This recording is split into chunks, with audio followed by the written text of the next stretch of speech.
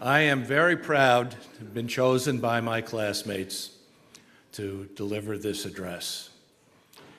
If nothing, it shows you can overcome an unfortunate nickname.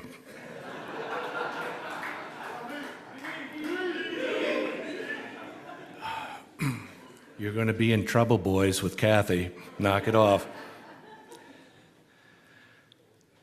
I am also delighted to be speaking here in the chapel, which has great meaning to me because 44 years ago, I married Catherine Marie Fahey, Kirkland 78.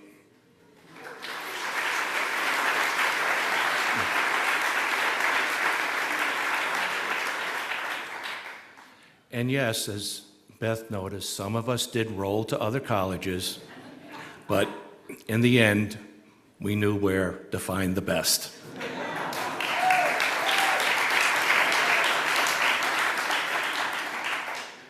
Now, I am a bit nervous today, as I was 44 years ago. I was lucky then. I picked a classmate to be my best man, Marty Kane.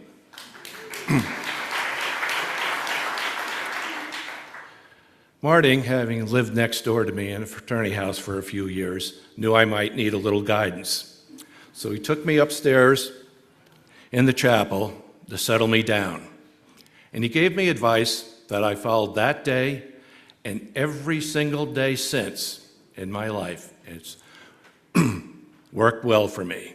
He looked me in the eye and said, "Meet, don't screw this up."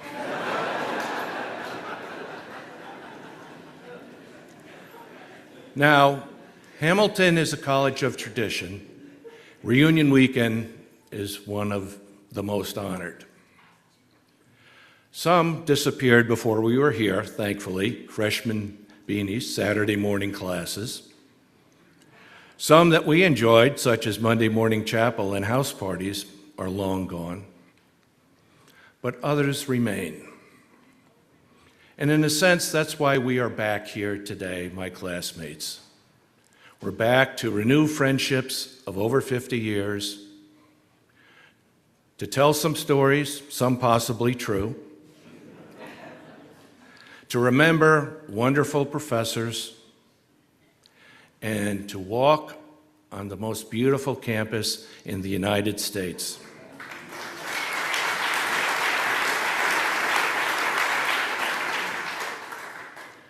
Now, other Hamiltonians have written about reunions, and I'd like to mention two. One was Professor Robert Bobo Rudd, class of 1909. He would have tried David's patience. He was known to go from fraternity to fraternity during house parties on horseback in search of wine, women, and song, much to Mrs. Rudd's distress. But Bobo had a gift for language, and in 1956, at Class and Charter Day, he spoke to the seniors and said, "Think, gentlemen, will Hamilton still be here on the occasion of your 50th reunion?" And Bobo said it would, because Hamilton would survive because of three reasons. Good old-fashioned Presbyterian prayer. Now, I'm not sure if David is a religious man, but I'm sure at times during the past 8 years, he has sought divine guidance, if not divine retribution. Now, he also spoke of trustees, not in the most glittering language, but to paraphrase, Hamilton survives because of the efforts of his trustees to find money, and we thank them for that. When we entered, the endowment of the college was around $25 million. That doesn't go very far in today's dollars. Today, I think we're around $1.5 billion. So thanks to all trustees, past and present, for all your efforts to support this institution.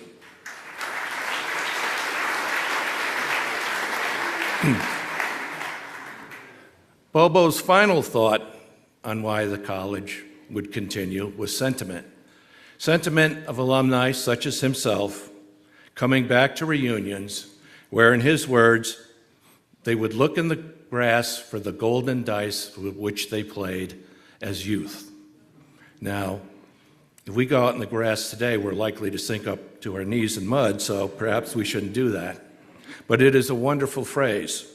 But it was topped by Asa Benedict, class of 1872, who in his Annalist letter 102 years ago wrote of reunions, "Age like a garment slipped away and youth returned."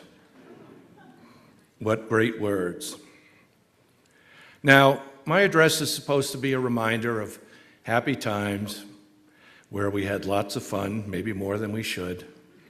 But the reality was that Hamilton in the 1970s could be a difficult place. It was geographically isolated.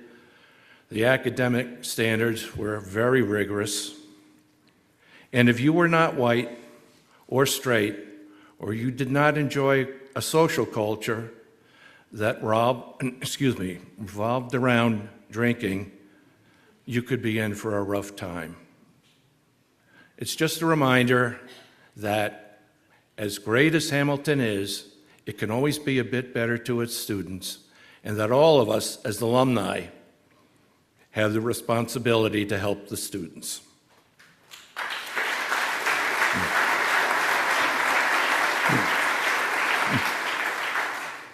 Now, who were my classmates?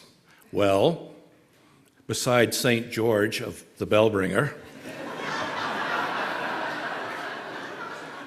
more about George soon.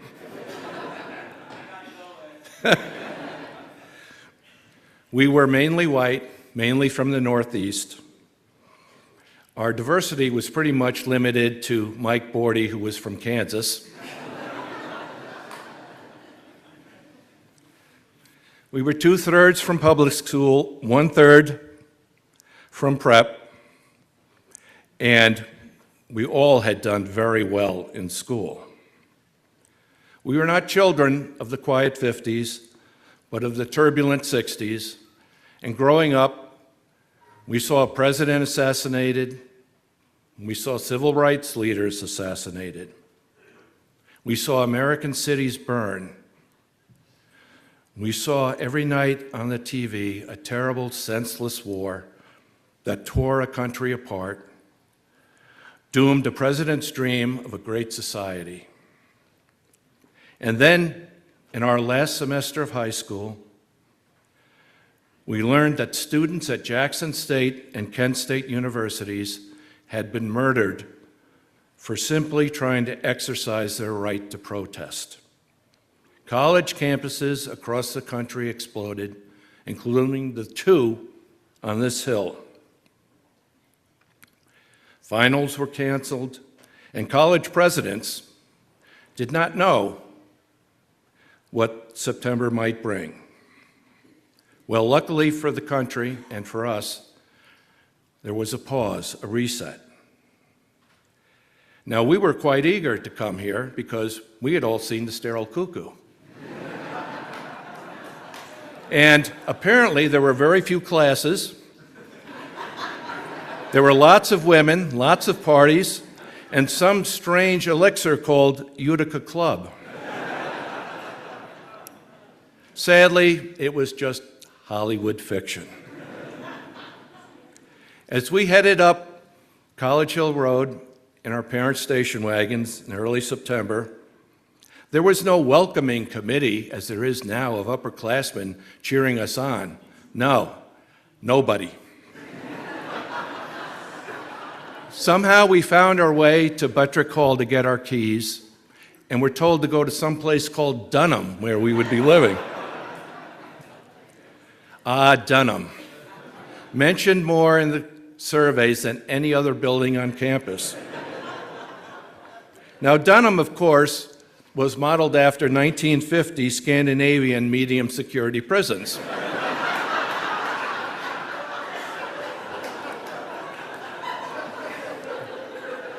The Hamilton trustees, of course, had voted to eliminate the frills. We were greeted by cinder block walls, World War II surplus bunk beds, well-worn desks and chairs, communal showers, and communication for the outside world, one payphone for every 40 freshmen. What did we bring with us? Things called portable typewriters and slide rules. For the younger alumni, a slide rule is something you can use to do math when there's no electricity.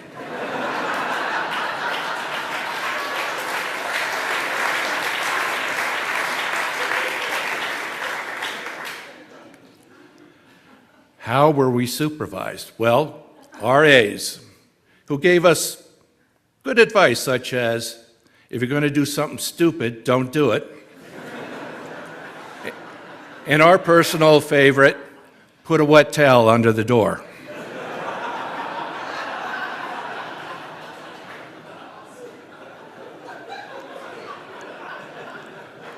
Nicknames were plentiful in Dunham. Some were benign. Hoops, Shorty, the old man. Others more colorful.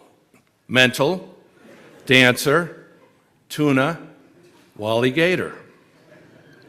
A couple a bit darker, Mad Dog, and Sif.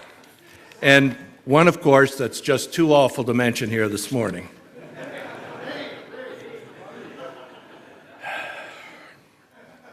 Dunham was not a quiet place.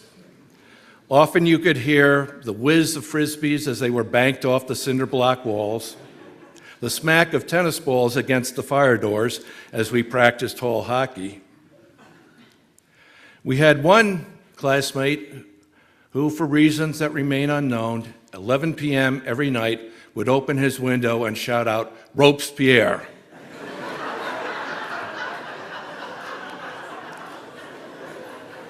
Sadly, he did not return for sophomore year.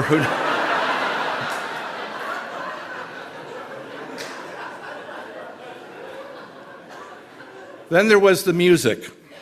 We had the great music. Played in stereos with speakers taller than some of our shorter classmates. Isn't that right, Freddie?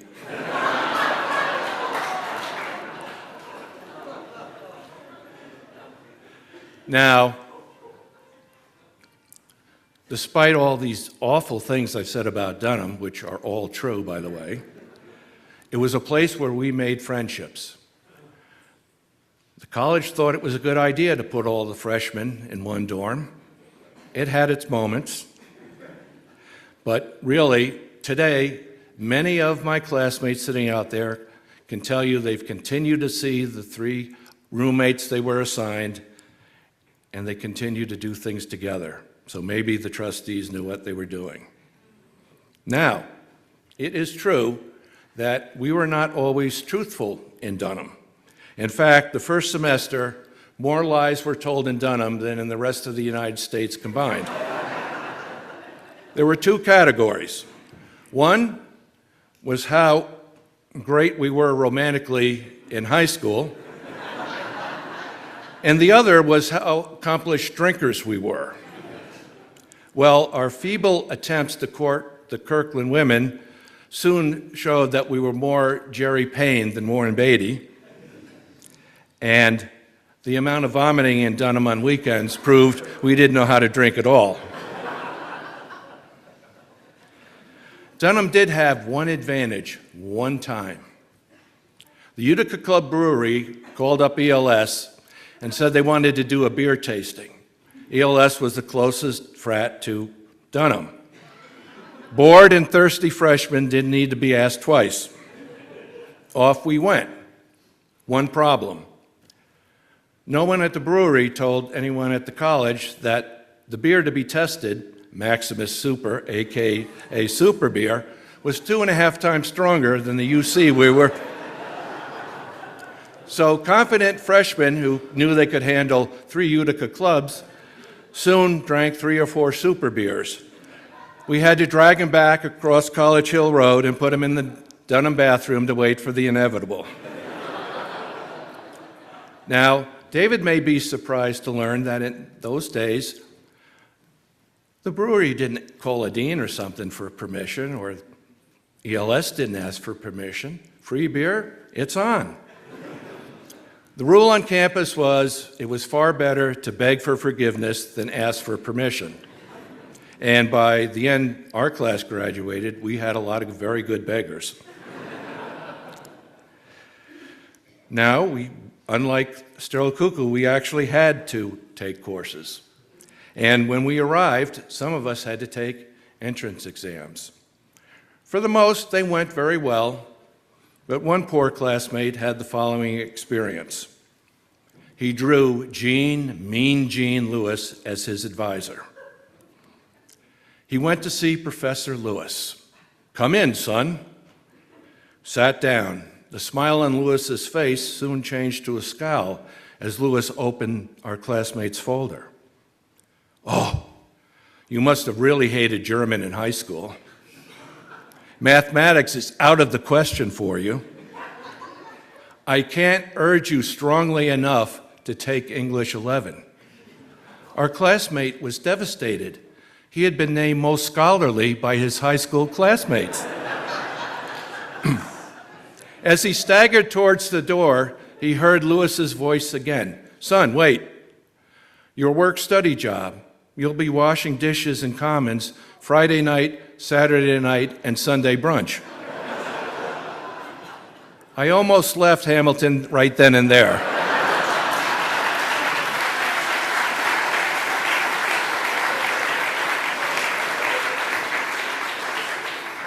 Little did I know that was not the worst day of my first semester.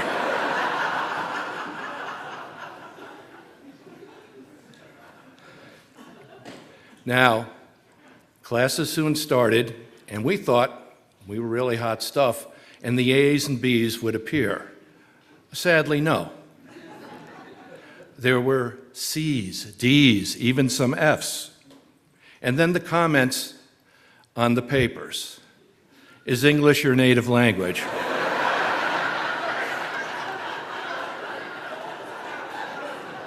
Did you read any of the assignments? And my personal favorite, perhaps you would feel more at home at Herkimer Community College.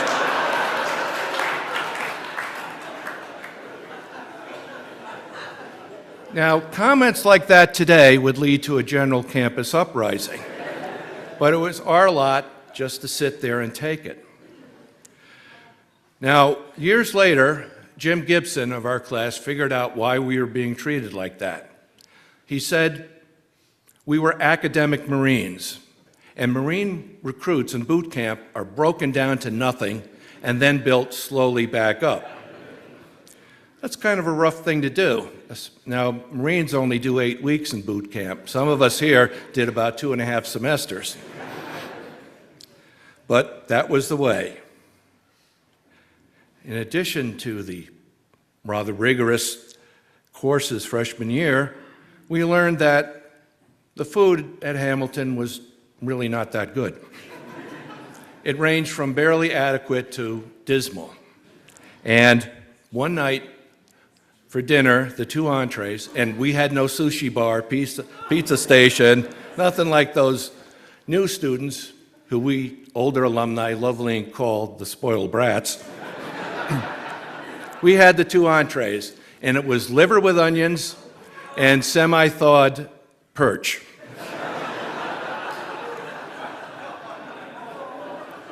We snapped. We had a food fight. Yes, younger alumni, just like in Animal House. The entrees flew through the air, followed by the rolls and favorite dessert, Bavarian cream puffs. Most were directed at the large portrait of James Soper that hung in. He really wasn't to blame. Well, we also found, to our surprise, that in addition to these courses, we had to take gym. Weren't we done with that? Oh no. Something called carryover sports. Okay, maybe some of us have heard of golf and tennis. Squash? Wasn't that a vegetable? We had to find out our prep school classmates to find out what that was all about. Now, we eventually got by freshman year, and we were sophomores. Ah, freedom. No more RAs. True, if you lived in a fraternity house, you had the older brothers who would set an example, almost always very bad ones. But if you were in a dorm, you were on your own. As Hamilton Beck wrote, the college treated us as men even when we acted like little boys. We had to study very hard. Grade inflation had not arrived at Hamilton. And A's were mythical, much like the Holy Grail to the Knights of the Round Table. An A was an object of devotion, but seldom seen by mortal students. Were there scars from this rigorous grading? Yes, there were, and many were mentioned in the surveys. But at the same time, and I only got 60 surveys back, 66 Hamilton and 10 Kirkland professors were mentioned by name as playing a significant role in the student's life or career. 76 different professors. If I got surveys back from everyone, I think every professor would be mentioned. I was somewhat astonished to see that 8 of you mentioned Markey, who was rather rigorous, but every discipline was mentioned. And I'm happy to see that one professor who was mentioned is in the front row, Professor John O'Neill.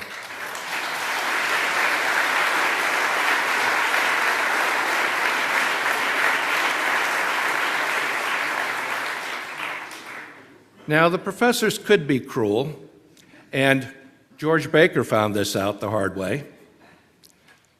Before he reached sainthood, George thought he was going to be an economics major. But he wasn't doing very well, so he went to see the legendary Sid Wertimer. Sid asked George, "Well, Mr. Baker, are there any courses in which you're doing well?" George goes, "Why, yes, government and history."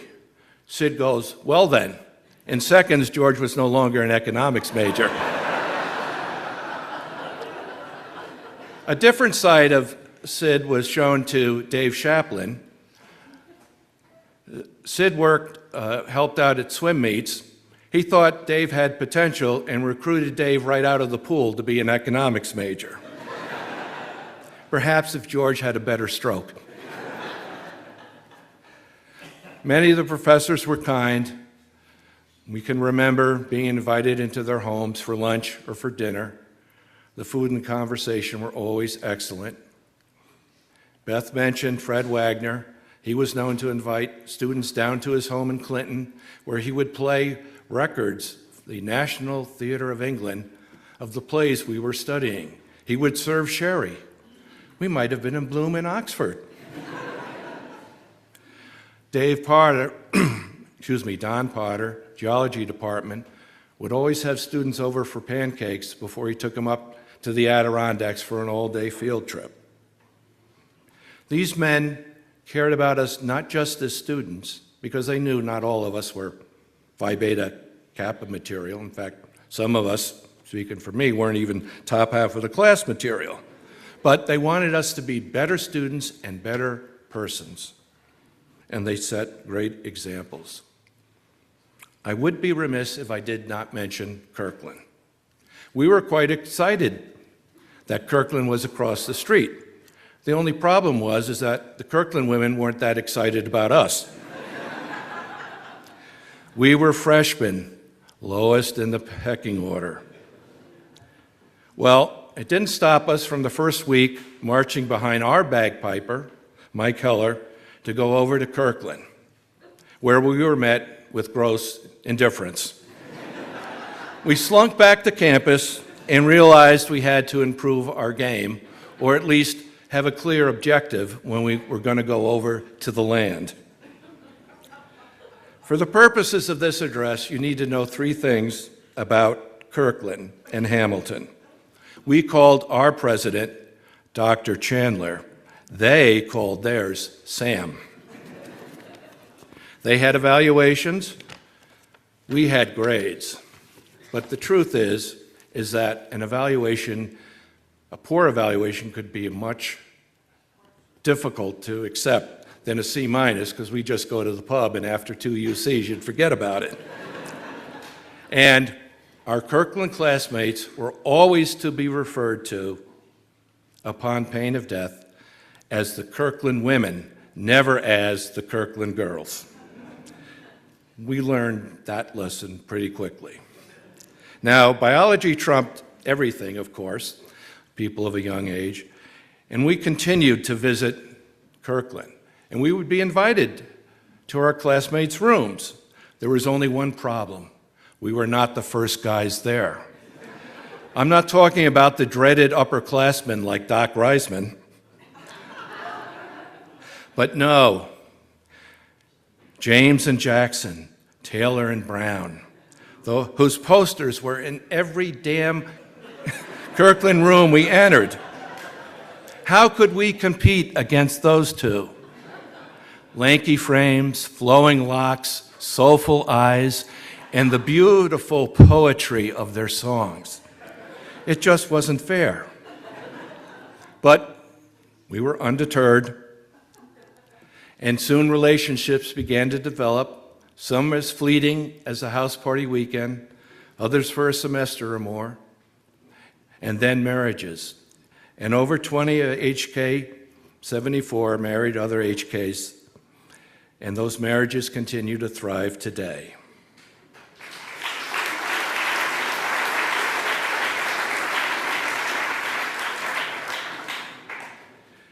Now, for communication, there was no internet, so we had to go to Monday morning chapel to find out what was going on, and occasionally to be scolded by the dean of students.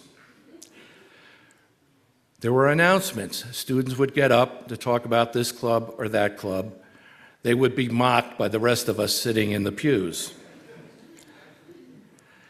We would have chapel directors, and as Beth mentioned, there was the occasion of the streaker. I still don't think Jim Kennedy's gotten over that. Now, certainly we didn't have cell phones because they hadn't been invented, so we had to go to the Bristol Mail Center to get mail. Perhaps Mom had sent the requested check. Or Marcia from Skidmore had replied, "Yes, I will attend house parties." But even better than that was a note that you had a package. Ah, cookies from Grandma. Yes, there is a God. Now, we were the class determined to prove that we were different from all the other classes. So, of course, we all dressed the same. Blue work shirts, jeans, and work boots. And many of our Kirkland classmates adopted the same uniform. But there were exceptions. The ADs were resplendent in their alligator shirts, creased chinos, topsiders, and sweaters tied oh so carefully around their necks. It was rumored they ironed.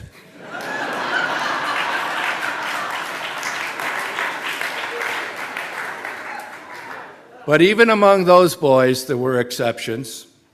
The late Joe Weimer wore bib overalls like no one else ever has.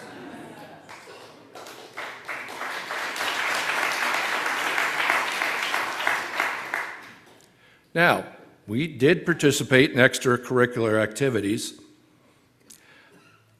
WHCL, where Glenn Gilbert was a DJ. He recalls having 6 listeners, 2 of whom may have been sober at any time.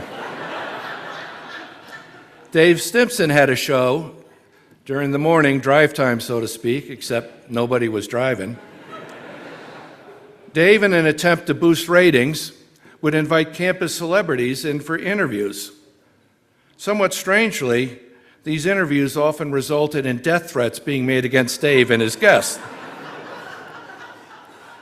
shock radio before there was shock radio. Page West managed to lock himself out of the studio.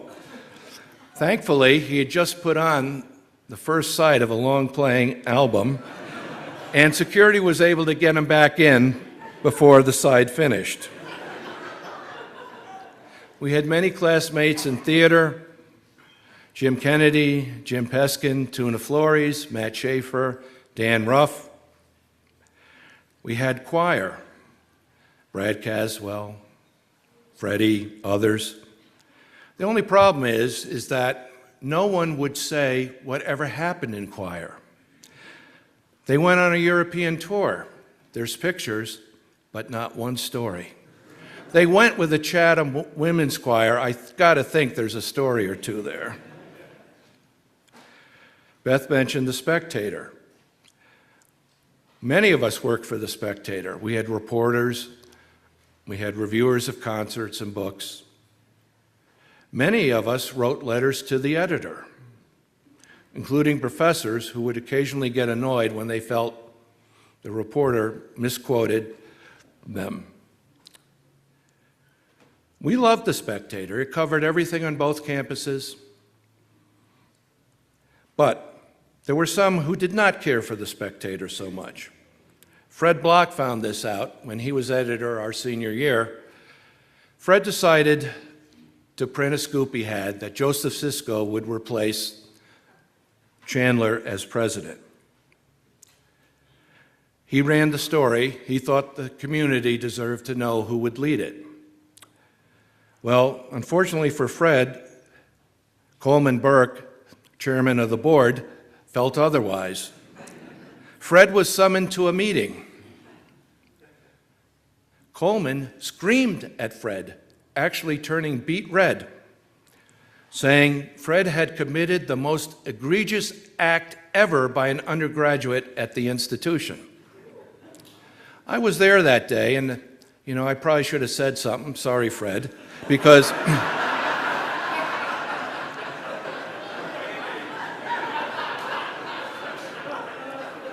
I needed to graduate. But I knew from personal experience that Fred's decision didn't even make the top 500. But thank you, Fred, for holding firm to your beliefs and letting us know.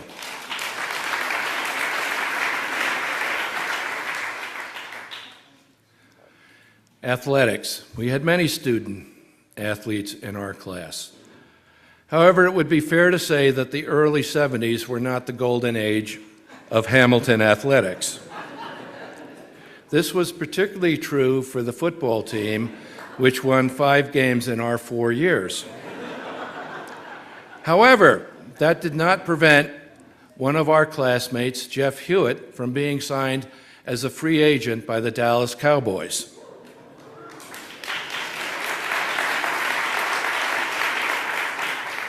Coach Landry was amazed by 2 things about Jeff: the length of his hair when he reported to training camp, and the fact that he memorized the entire playbook in a day and a half. The basketball team was led by a brand new coach, Tom Murphy.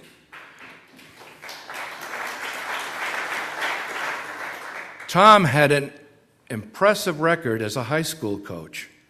At Hamilton, he won 1 game his first year. Despite efforts of our classmates like Ernie Found and Craig Fallon, we just didn't have the horses to win many games. But Tom stayed the course, and he soon developed one of the most successful Division III programs in the country. Now, swimming. The swimmers won almost every dual meet.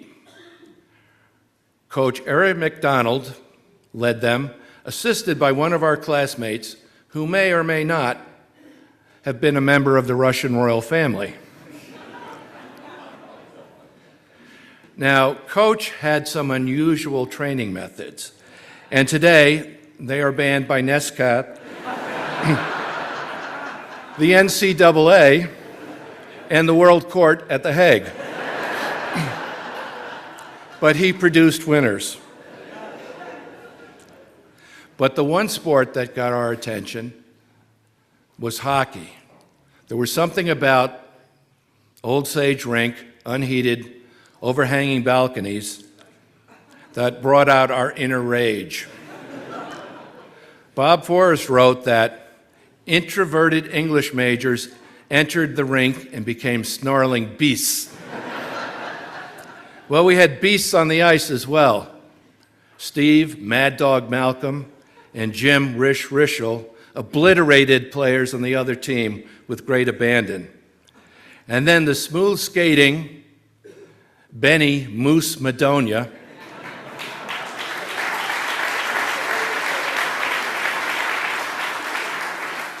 scored many a goal, none more important than one he scored in overtime that allowed us to beat Colgate in hockey for the first time since 1925.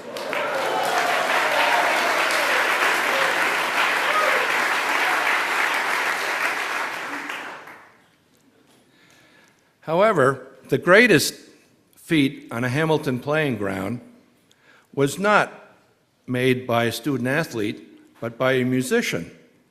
For the purposes of this story, I'm going to call him Bob Allers. Bob was a member of the pep band. We were playing Union. Things weren't going well. The Union supporters had brought a cannon, and they fired it off every time Union scored. Bob could take no more. He leapt over the rail and started to take out that cannon. What possessed him? School spirit, perhaps?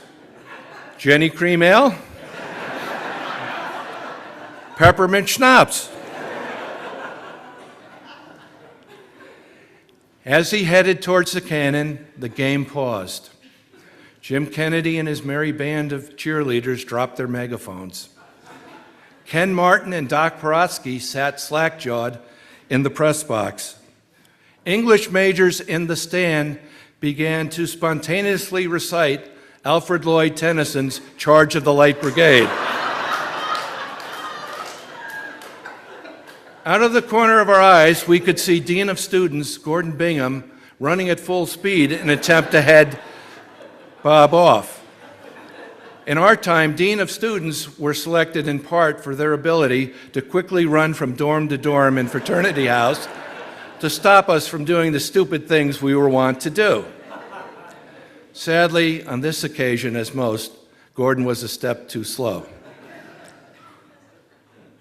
Bob reached his moment of glory only to be knocked senseless by the wussy Union cannoneer. Gordon then arrived to prevent any further damage to Bob and dragged him to safety. Luckily, I don't think there was any lasting damage, but that was quite the occasion. Now, we were at dinner Wednesday night. I was seated next to Bob, and he goes, "You know, there's only one thing I did in 4 years that I hope no one remembers."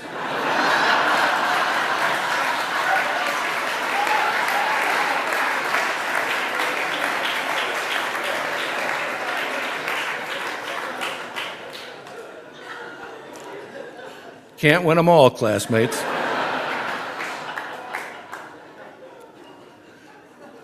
Now,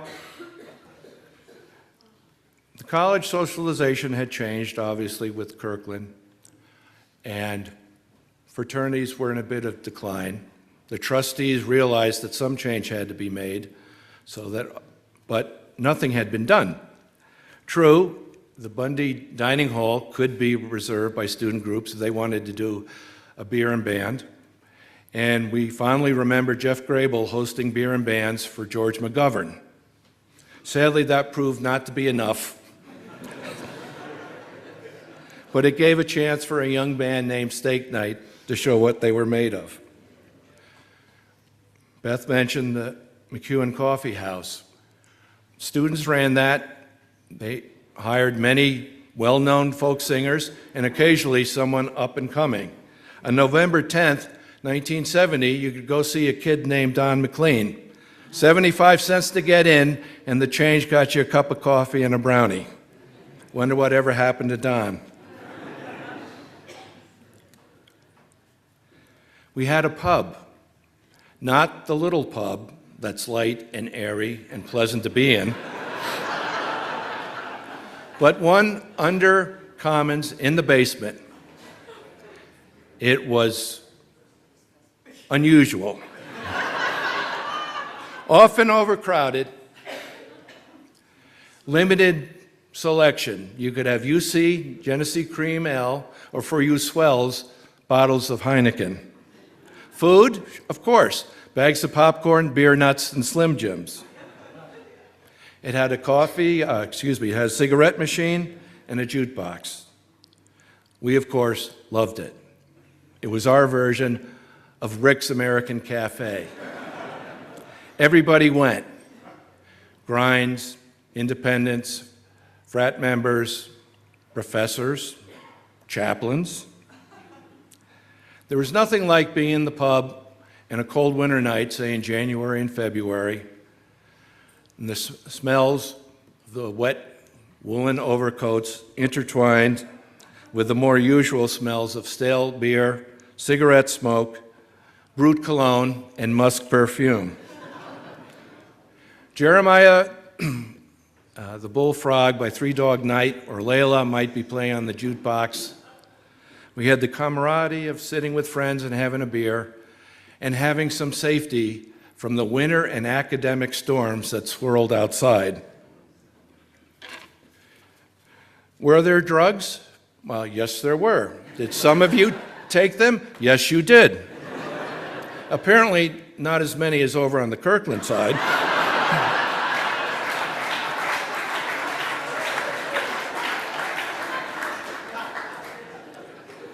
Now, The Spectator covered drug usage very carefully. And in doing my research, I was stunned to find out that Dr. Death Row, the physician, and Dean Hadley Depew were quoted as saying they didn't think marijuana was a dangerous drug. Boy, were they way ahead of their time. But the administration generally tolerated as long as it didn't get too out of control. But the truth is that alcohol abuse was a far greater issue to student health. And Stone students might empty Commons of its brownie supply, but students who had drunk too much for good for them were much more likely to hurt one another or damage property. Now, we had something that today's students no longer have called winter study. Stolen from Williams, it was an intensive course for the month of January, 3.5 weeks. Those of us who were clever learned not to take a course from the Hamilton faculty, but from visiting lecturers who were far more generous in terms of grading and work requirements outside of the classroom. Travel was possible.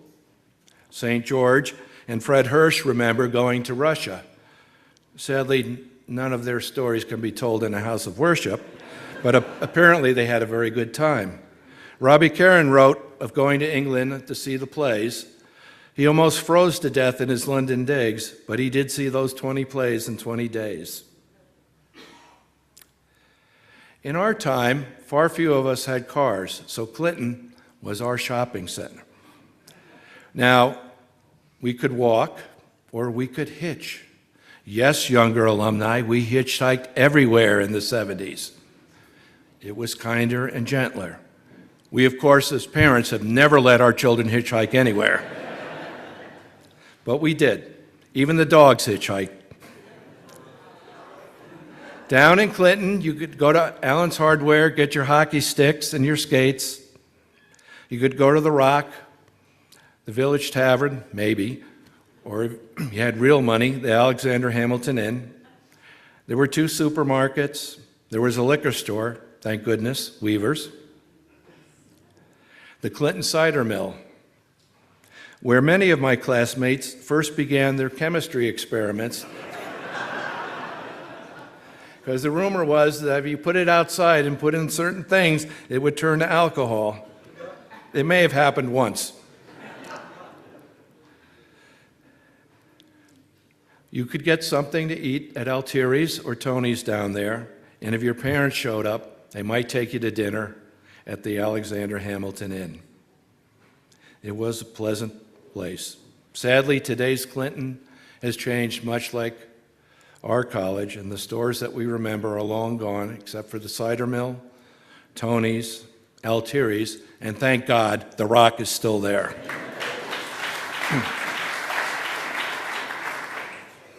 I may have gone there once or twice as a student. All too soon, it was May 1974, and scarred but undefeated, my classmates lined up to enter Sage Rink to receive their diplomas. As they marched out, they headed out in 212 directions. And we never knew if we'd see each other again. Well, we did, and we are thankful that so many of us are here this weekend to renew those friendships. We are deeply thankful to every person from the college who's made this weekend special for us. But there is a problem with the 50th reunion. It's the 50th reunion. So where do we go from here? Where do these boys of the summer of 1970, who are now men in their 70s, go for the next act? Well, the two poets, Dylan, offer us some guidance. And yes, I know there's two, because I had a liberal arts education.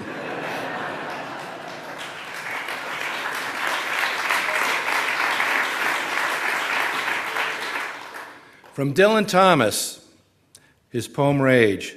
Do not go gentle into that good night. Old age should burn and rave at end of day. Rage, rage against the dying of the light. And then Bob, for my back pages, I was so much older then. I'm younger than that now.